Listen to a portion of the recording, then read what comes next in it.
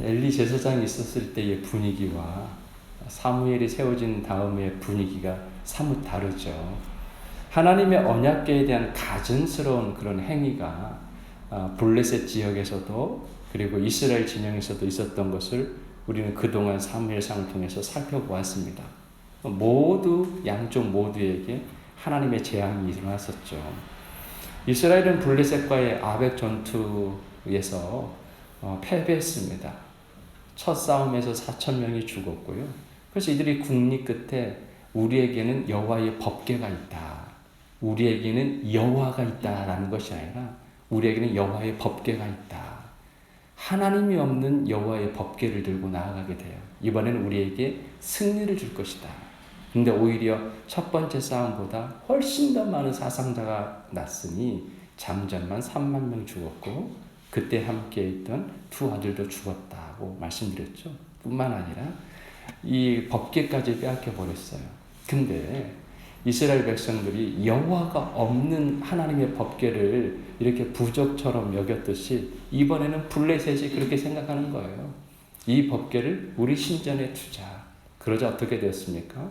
그들이 섬기고 경배했던 신전의 목이 잘라지고 손목이 끊어져 보였던 것을 우리는 볼 수 있습니다. 여러분, 그것뿐만 아니었죠. 신전을 옮기고 또 옮기는 가운데 그 지역의 많은 사람들이 독종에 걸려서 그 전염병으로 말미암아 수없이 많은 사람들이 죽게 되었습니다. 그리고는 법궤를 다시금 이스라엘 지형으로 옮기게 되는 그런 모습까지 우리는 살펴보았죠. 여기서 우리가 얻게 된 교훈은 무엇입니까? 어느 누구도 하나님이 없는 법궤를 가지고 이렇게 이용하려고 하는 자에게는 하나님의 재앙이 임합니다. 하나님을 도깨비 방망이처럼 생각하는 사람들에게도 하나님과의 친밀한 교제는 없어요. 오늘 우리에게 숨겨진 도깨비 방망이는 무엇이 있을까요? 우리 교단에서는요, 여기 보이는 이 십자가를 강단에서 내렸습니다. 오래전에 교단 협의 끝에 내리게 되는데 이유가 무엇이었을까요? 자꾸만 성도들이 이 십자가를 우상으로 섬기는 거예요. 근데 우상으로 섬기는 것을 몰라요. 근데 영적인 눈으로 보니까 십자가를 닦고 십자가 앞에 절을 하고 십자가에 무릎을 꿇는 거예요. 우리는 천주교에서 마리아 상에 절하는 것을 우상으로 생각을 합니다. 그러면서 우리는 우리 안에서 십자가를 그렇게 대한다면 그게 우상인지는 생각하지 못해요. 아주 익숙한 것들이죠. 그래서 십자가를 내리게 된 것입니다. 그러면 우리 교회는 왜 여기다가 십자가를 세웠을까? 그런 마음으로 세운 건 아닙니다. 이곳에 함께 하시는 하나님 앞에서 우리를 인도하신 하나님을 상징적으로 생각하고 무릎을 꿇자. 십자가의 그 보혈의 능력에 무릎을 꿇자. 자, 십자가라고 하는 것은 우리에게 사랑의 상징이요, 하나님의 능력이요, 지혜의 상징입니다. 그렇죠? 상징 정도가 아니라 실제로 예수님이 짊어진 십자가를 통해서 우리에게 그런 은혜가 주어졌죠. 그런데 좋은 것까지 사라지게 되면 안 되잖아요. 그러니 십자가를 우상 삼는 일에 대해서 벗어나서 십자가가 우리 안에 들어올 수 있기를 소망합니다. 그냥 기도할 때 나는 지금 십자가를 믿는가? 십자가에서 죽으신 예수님을 믿는가를 늘 생각해 볼 일이에요. 그것에 대한 결과가 무엇이냐면 자기 부인으로 이어져야만 하는 것입니다. 죽으라고 통곡하며 부르짖으며 기도했는데 내 마음 안에 여전히 그 마음이 남아있다면 일어나지 마세요. 그건 기도의 결과가 결코 아닙니다. 일어날 때가 아닌 거예요. 아버지 하나님, 내 마음의 심령을 주여 인도하여 주시옵소서.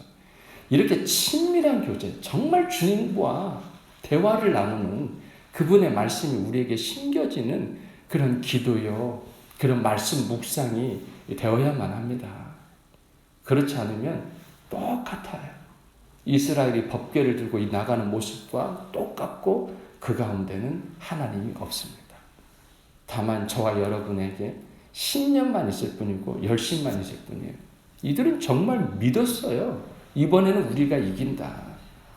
정말 믿었단 말이에요. 그 믿음 가지고 나아갔지만 3만 명이 죽었습니다.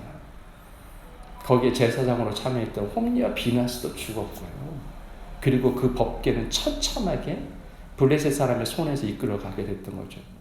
그러니까 모든 사람들이 생각할 때 이 법궤가 아무것도 아닌 것처럼, 또 블레셋 사람들은 여호와가 죽었다라고 생각을 했던 거죠.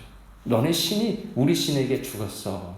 근데 신전에 두는 순간 다곤의 목이 잘리고 손목이 잘렸다고 하는 것은 하나님은 살아계신다 라는 것을 보여주셨던 겁니다.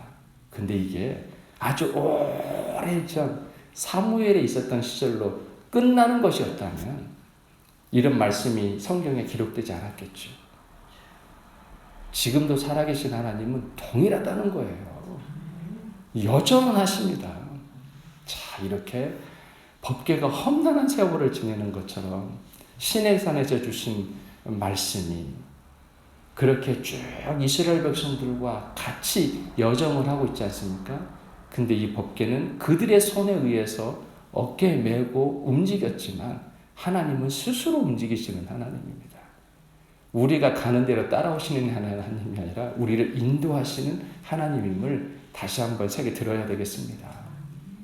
자, 이렇게 해서 기럇 여아림으로 옮겨지게 되었고 거기에 있은 지 한 20년쯤 지났을 때 사람들 가운데서 하나님을 사모하는 마음이 생겼어요. 그가 기럇 여아림에 들어간 날부터 20년이 지나고 나서 이스라엘 백성들이 슬피 울면서 여호와를 찾았다는 것입니다. 애통하는 자는 복이 있나니 너희가 위로를 받을 것입니다. 우리에게 애통은 너무나 감사해요. 애통하는 심정, 하나님을 사모하는 심정, 내 속에 있는 내가 이게 무너지는 그런 날이죠. 나를 부인하고 하나님을 인정하는 날이 바로 그런 날입니다. 그래서 눈물을 잊어버린다면 그 은혜를 잃어버린 것과 똑같죠. 익숙해지면 그렇게 됩니다. 여기는 목사도 말입니다. 설교를 얼마나 많이 합니까? 그게 익숙해지는 순간 그냥 습관이 되어버리고 게을러지기 시작을 하죠.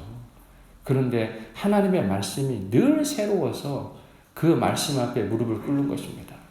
목사가 복받은 이유는요, 여러분은 이 말씀을 오늘 이 시간에 처음 대할 수도 있지만 저는 어제 먼저 대했거든요. 근데 한 번만 읽었겠습니까?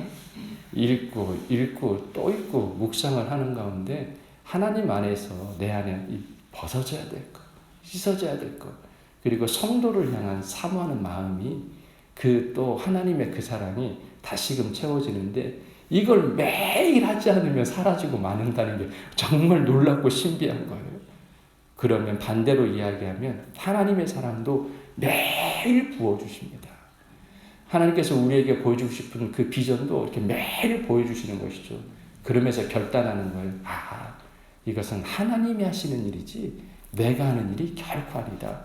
오늘 또 저희 입술과 심령을 통하여서 우리 성도들에게 주고자 하는 이 하나님의 메시지가 여과 없이, 그러니까 남김없이 주어지길 수 있기를 소망하고 기도하는 것이죠. 그러는 사이에 사무엘이 어엿한 영적 지도자가 되었어요. 지금까지 사무엘은 등장하지 않습니다. 그냥 완전히 엑스트라인데 엑스트라도 절 보이지 않는 엑스트라예요. 전쟁터에도 없었고요. 그런데 이런 사무엘이 이스라엘 백성들을 향하여 이제 이야기합니다. 이스라엘 온 백성이 슬피 울며 여호와를 찾는 그때에 3절입니다. 만일 너희가 전심으로 여호와께 돌아오려거든 이방 신들과 아스다롯을 너희 중에서 제거하고 너희 마음을 여호와께로 향하여 그만을 섬기라. 그리하면 너희를 블레셋 사람의 손에서 건져내시리라.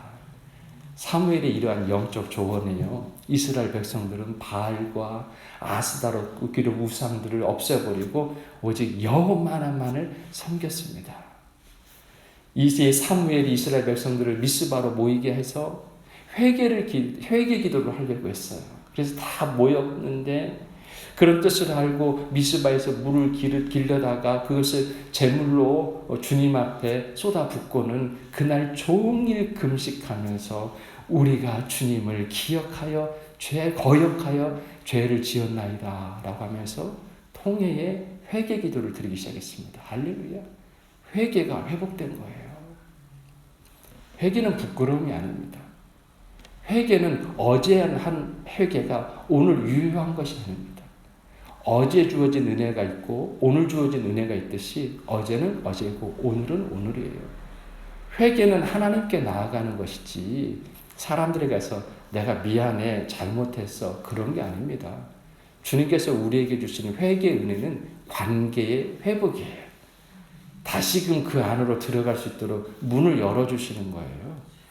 이에 이스라엘 사람들은 그와 같이 회개를 하면서 얼마나 감동이 되었겠어요. 이제 몰랐던 것을 깨닫게 되었고 보지 못한 것을 보게 되었으니까요. 할렐루야죠.